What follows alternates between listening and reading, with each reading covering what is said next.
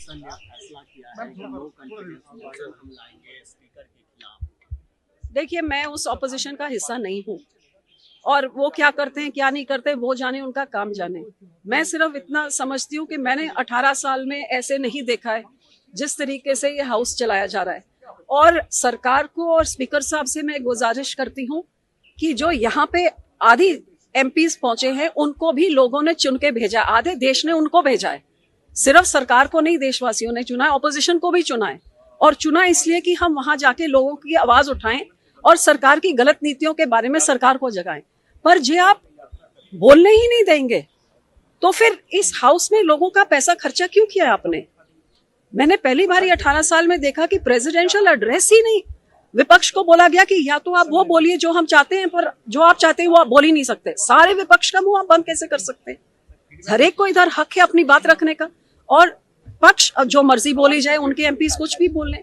तो कभी आप सारे एमपीज को बाहर निकाल के 145 एमपीओ को बाहर निकाल के आप बिल पास कर देते हैं, कभी आप ऐसे प्रेसिडेंशियल एड्रेस में बोलने नहीं देते। अब इतना जरूरी चीज ये यूएस टैरिफ डील में जो मिसलीड किया गया देशवासियों को, जहां सीधे सीधे व्हाइट हाउस के इसमें बोला है कि इंडिया ने सारे टैरिफ्स एग्रीकल्चर प्रोड्यूस में जो उसमें जो एनिमल फीड बनता है, एनिमल फीड में उधर गेहूं, मक्का, राइस, ये सब उसमें जाता है। एथेनॉल में से, कई सारे फ्रेश फ्रूट्स में से, नट्स में से, सब में से जीरो टैरिफ कर दिया है। तो वो जो एक सेफ गार्ड होती थी, आपने तो एंट्री दे दी।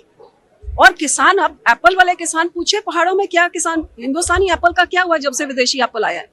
अब इसी तरह एनिमल फीड के राही मॉडिफाइड, जीएम मॉडिफाइड सारा कुछ आ जाएगा। तो जो देश के किसानों से खरीदते थे, एथेनॉल बनता था हमारे किसान के पूरे, जब आपने जीरो कर दिया है तो उन देशों में तो किसानों को 80, 85% तक सब्सिडाइज करते हैं। उनके प्राइसेस के साथ हमारे किसान कहाँ कम्पीट कर सकते, जिनको तो एमएसपी तक भी नहीं मिलता है पूरा।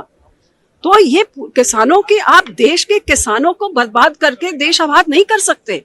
इतनी $1 ट्रिलियन इकोनॉमी का क्या करना है? जो 50% जो गांव में बैठती है जनता, जो उनकी रोजी पर लात मारेंगे, तो ये एंट्री देने की जरूरत क्या थी? ये घुटने टेकने की जरूरत क्या थी, जो आज तक किसी सरकार ने नहीं किया? बहुत जरूरी मुद्दा है जिसका जवाब सरकार को देना चाहिए। पार्टी का क्या स्टैंड रहेगा अगर विपक्ष के द्वारा नो कॉन्फिडेंस मोशन स्पीकर के खिलाफ मूव किया जाता है तो?